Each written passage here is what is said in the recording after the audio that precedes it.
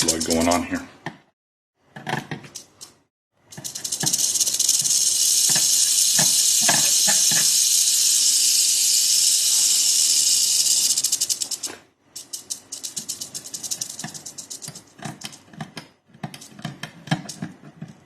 I'm going to wash it because some of this stuff where it comes in contact with the body, that's where it starts to hurt the snake. Some of this netting may have been on here for days at this point, and it probably doesn't feel good. So if this snake is going to thrash around and try to escape, it's going to be sometime right in here.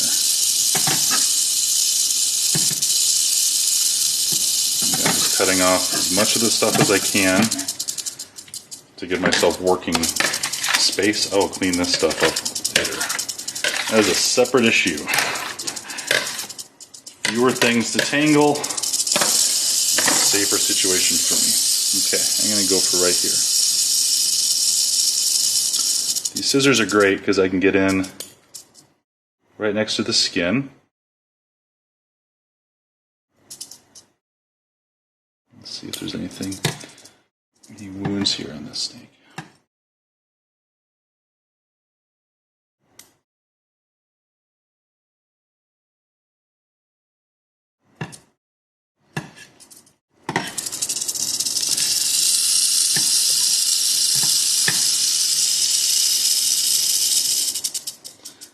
So I have to make sure the scissors don't get stuck in here. I did have that happen one time where I was using scissors and my fingers got caught in the scissors, and the scissors got caught in the netting. So when the snake started to free itself, I wasn't stuck, but it definitely wasn't as freed up as I wanted to be in that situation.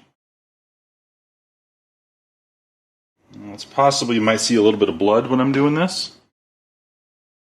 That's okay. That's not from the scissors. It's from some of the stuff cutting. Any wounds here are going to be superficial. Put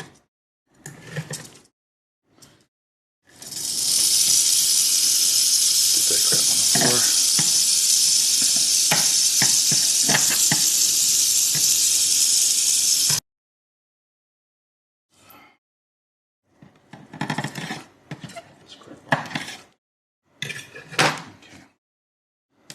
Push,